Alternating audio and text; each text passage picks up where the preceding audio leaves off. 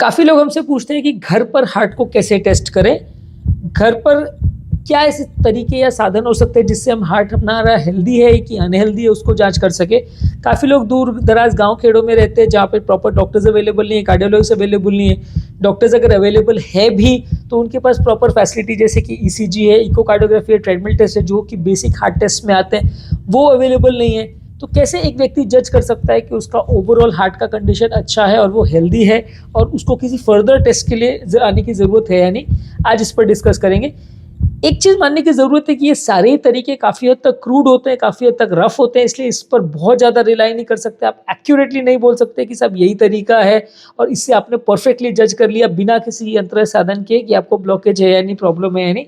ये सारे तरीके थोड़े क्रूड होते हैं, इसलिए इसमें आपको सिर्फ एक बेसिक अंदाज मिलेगा ताकि अगर आपको ज़्यादा प्रॉब्लम लगे तो आप फर्दर चेकअप के लिए जा सको, दूसरी जगहों पे जाके फर्दर इको ट्रेडमिल और एंजियोग्राफी वगैरह की अगर ज़रूरत हो तो करवा सको।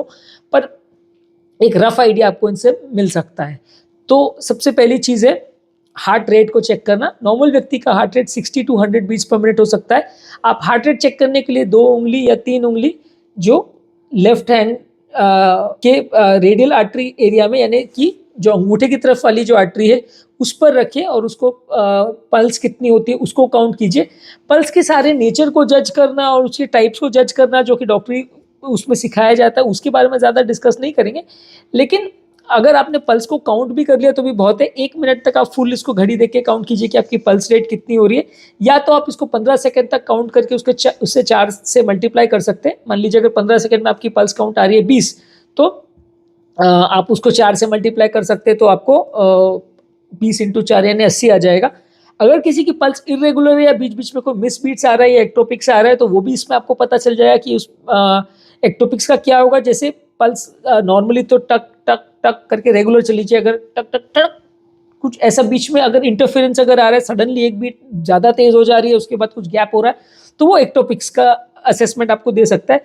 और कई बार अगर बिल्कुल ही अरिथमिया है कि रिदम आ रही है जा रही है आ रही जा रही, कभी कम कभी ज़्यादा, कभी ठक ठक कभी ठक ठक ठक ठक ठक, इस तरह से अगर रिदम की वेरिएशंस बहुत ज़्यादा मिल रहे हैं तो आपको एक रफ असेसमेंट मिल सकता है कि आपको कोई अरिथमिया या रिदम का प्रॉब्लम है नहीं। हालांकि ये थोड़ा सा साइंटिफिक और कॉमन आदमी के लिए जज करना इतना ईजी तो नहीं है, लेकिन फिर भी अगर आप रेगुलर बेसिस पर इसको चेक करते हैं तो अच्छा है।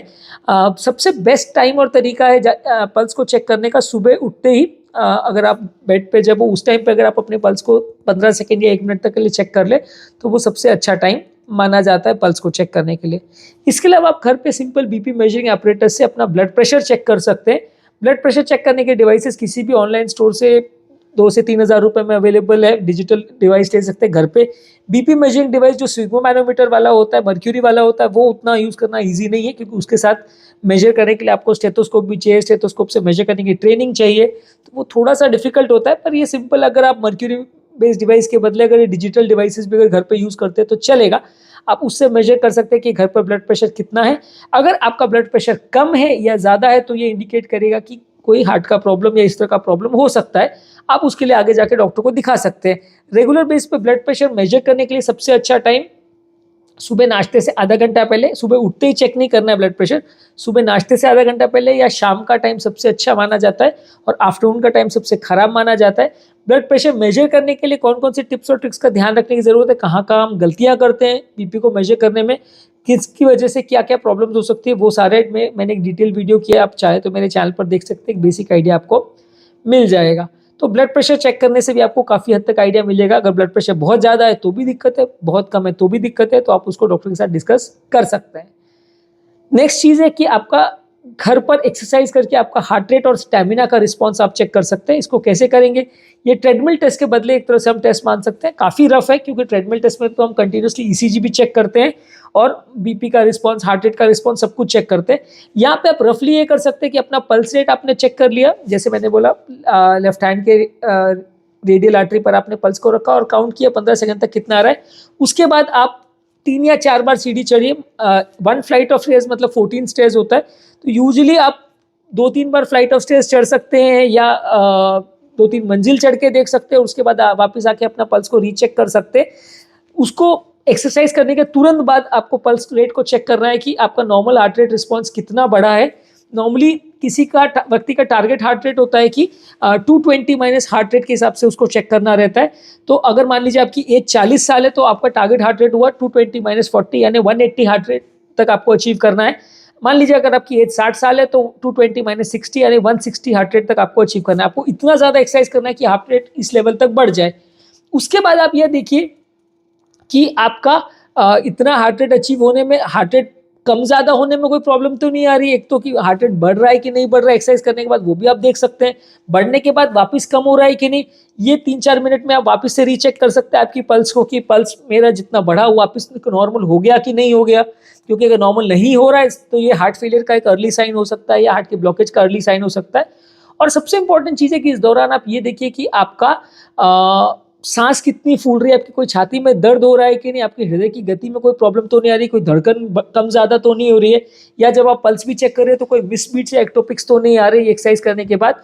तो इससे आपको ब्लॉकेज का एक रफ आइडिया मिल जाएगा कि मान लीजिए अगर आपने काफ़ी अच्छा चल लिए और आपकी हार्ट रेट नॉर्मल 70-80 बीट से 170 भी चली गई, लेकिन आपको ज़्यादा सांस नहीं फूल रही है, आपको ज़्यादा छाती में दर्द नहीं हो रहा, ज़्यादा घबराहट पसीना नहीं हो रहा, कोई हार्ट फेलियर के साइंस नहीं है, तो इसका मतलब ब्लॉकेज होने का चांस कम है। गारंटी नहीं है, कम है। क्योंकि इनफैक्ट हाई एंड ट्रेडमिल के साथ भी अगर आप टेस्ट करते हो तो भी उसका प्रेडिक्टिव वैल्यू क्रिटिकल ब्लॉकेजेस खाली 70-80% होता है। तो इवन आप ट्रेडमिल के साथ भी करोगे तो भी आप 100% गारंटेड नहीं बोल सकते कि कोई ब्लॉकेज नहीं है, पर एक रफ आइडिया आपको मिल जाता है कि हाँ अगर मैंने इतना चल लिया और इतना मेरा स्टेमिना है तो मुझे कोई सिवियर प्रॉब्लम या सिग्निफिकेंट प्रॉब्लम होने का चांस कम है। हालांकि अगर आपको 100% एक्यूरेट रिजल्ट चाहिए तो फिर एंजियोग्राफी करना पड़ेगा, लेकिन आपको एक रफ आइडिया जरूर मिल जाएगा कि इस दौरान आपको दर्द हो रहा है कि नहीं, पसीना हो रहा है कि नहीं, घबराहट बेचैनी हो रही है कि नहीं, मिस बीट्स हो रही है कि नहीं, हृदय गति कितनी बढ़ रही है, कितनी कम हो रही है, कितनी जल्दी या देर में कम हो रही है। ये सारी चीज़ों को आप एक्सरसाइज करने के बाद असेस कर सकते हैं और इसको आप घर पे भी फ्री ऑफ चार्ज कर सकते हैं। आप एक बार के बदले 5 बार कर लीजिए, आप सीढ़ी चढ़ के उतर के वापस आके चेक कर लीजिए कि आपकी हार्ट रेट कितनी बढ़ रही है और रिस्पॉन्स कैसा है। नेक्स्ट है कि आपको पेन या डिस्कम्फर्ट हो रहा है कि नहीं, वो आप देखिए। अगर आपको चलने फिरने में कोई छाती में दर्द हो रहा है, चलने में सांस फूल रही है, चलने में घबराहट हो रही है और पहले के कंपैरिजन से आपका स्टैमिना कम हुआ है, मान लीजिए पहले आप 5 किलोमीटर भाग लेते थे बिना प्रॉब्लम के और अभी आप 3 ही किलोमीटर कर पा रहे हो या 2 ही किलोमीटर कर पा रहे हो, उतना सही चलने में आपको सांस फूल जाती है, तो ये सिग्निफिकेंट माना जाएगा और उसमें आपको रेगुलर चेकअप या एटलीस्ट एक इको और ट्रेडमिल टेस्ट इतना करने का जरूरत पड़ेगा। अगर आपका स्टैमिना अच्छा है और उसमें कोई सिग्निफिकेंट गिरावट नहीं है और आप रेगुलरली अच्छा चल रहे हो, दौड़ रहे हो, कोई भी दिक्कत नहीं आ रही है, तो हार्ट के प्रॉब्लम्स या ब्लॉकेजेस होने का चांस कंपेरेटिवली कम है। तो इस तरह से आप एक रफ असेसमेंट आपको मिल जाएगा कि मेरा कोई सिग्निफिकेंट ब्लॉकेज या प्रॉब्लम है या नहीं। अगर स्टैमिना अच्छा है तो कोई ब्लॉकेज का चांस कम है, अगर स्टैमिना बहुत बुरा है या सडन डिटोरिएशन हुआ है तो आपको डेफिनेटली हेल्थ चेकअप की ज़रूरत है। इसके अलावा और सारी चीज़ें भी आप चेक कर सकते हैं कि बाकी अदर साइंस तो नहीं है, आपको चलने में सांस तो नहीं फूल रही है, पाँव में कोई सूजन तो नहीं हो रही है, पाँव में कोई सिग्निफिकेंट पेन वगैरह तो नहीं हो रहा है, धड़कन बहुत ज़्यादा इरेगुलर तो नहीं हो रही है, मिस बीट्स वगैरह तो नहीं आ रही है, धड़कन बहुत ज़्यादा बढ़ जाती, बहुत ज़्यादा कम हो जाती, वैसा कुछ तो नहीं हो रहा है, बहुत ज़्यादा कमज़ोरी तो नहीं लग रही है, बहुत ज़्यादा चलने में सुस्ती तो नहीं हो रही है, चलने का मन नहीं हो रहा है, दिन भर लेटे रहने सोए रहने का मन हो रहा है, या बैठे से उठने में चक्कर आ रहे हैं, दिन भर कोई काम करने में चक्कर आ रहे हैं, चलने फिरने में चक्कर आ रहे हैं, चलने फिरने पर धड़कन बढ़ रही है, चलने फिरने में अगर घबराहट बेचैनी हो रही है, तो ये सारी चीज़ें आपको एक बेसिक रफ असेसमेंट दे देगी कि आपको कोई सिग्निफिकेंट हार्ट का प्रॉब्लम है नहीं। हालांकि ये सारी चीज़ें काफ़ी रफ असेसमेंट ही आपको देगी, बहुत एक्यूरेट नहीं बता पाएगी। एक्यूरेट असेसमेंट के लिए तो डेफिनेटली आपको कार्डियोलॉजिस्ट को मिलकर डिटेल इवैल्यूएशन ही करना पड़ेगा, लेकिन आपको एक एटलीस्ट बेसिक घर पे आइडिया बिना पैसा खर्चा किए आपको एक घर पे रफ आइडिया मिल जाएगा कि आपको कोई सिग्निफिकेंट तकलीफ है कि नहीं। इन सब चीज़ों में अगर कोई सिग्निफिकेंट आपको लग रहा है कि हाँ प्रॉब्लम आ रही है तो आपको चेकअप करवाने की ज़रूरत है। अगर सब कुछ नॉर्मल लग रहा है और बार बार चेक कर लिया आपने, कभी भी तकलीफ नहीं आ रही है, तो आपको कुछ करने का ज़रूरत नहीं है, आपको मोस्टली दिक्कत नहीं आएगी। तो आज के टॉपिक में हमने बात की घर पर अपने हार्ट के हेल्दीनेस को कैसे चेक करें बिना पैसा खर्चा किए, इस बारे में। यदि इस टॉपिक को संबंधित आपके कोई कमेंट्स, क्वेरी, सजेशंस है, कोई और टॉपिक्स पर आप चाहते हैं वीडियोस बनाएं, कोई पेशेंट रिलेटेड क्वेरीज है, तो नीचे कमेंट सेक्शन में उनके बारे में बताइए, हम उन्हें कवर करने का प्रयास करेंगे। अंत में मैं डॉक्टर नवीन अग्रवाल तहे दिल से आपका शुक्रिया अदा करूंगा कि आपने इस टॉपिक को एंड तक देखा। जो लोग हमारे चैनल पे नए हैं उन्हें रिक्वेस्ट करूंगा कि चैनल को सब्सक्राइब करें। ऐसा करने से चैनल को कंटिन्यू करने के लिए मोटिवेशन और इंस्पिरेशन मिलती है, और जब भी हम कोई नया वीडियो या कंटेंट अपलोड करते हैं तो उसका नोटिफिकेशन आपको मिल जाता है। जब भी हम कोई लाइव सेशन भी करते हैं तो आपको उसका नोटिफिकेशन मिल जाता है। जो लोग हमारे चैनल पर सारे वीडियोस को बहुत डिटेल में नहीं देखना चाहते उनके लिए रेगुलर बेस पे हम 1 मिनट समरी सारे टॉपिक का यूट्यूब शॉर्ट्स में अपलोड कर रहे हैं। इसमें सारे टॉपिक का ब्रीफ समरी हम आपको देते हैं। आप चाहे तो ये सारे टॉपिक्स को हम फेसबुक और इंस्टाग्राम पे भी रील्स में अपलोड कर रहे हैं, आप वहाँ पे भी हमें फॉलो कर सकते हैं। तो आपको कॉमनली रील्स के फॉर्म में हेल्थ रिलेटेड टिप्स मिल जाएगी, जिससे आप अपने फ्रेंड्स और रिलेटिव्स के साथ शेयर कर सकते हैं। और हमारे चैनल पे कंटेंट को ढूंढने में अगर जिनको दिक्कत आ रही है तो उनके लिए हमने सारे कंटेंट को प्लेलिस्ट में डिवाइड किया। इनका लिंक मैं डिस्क्रिप्शन बॉक्स और कमेंट सेक्शन में छोड़ दे रहा हूँ।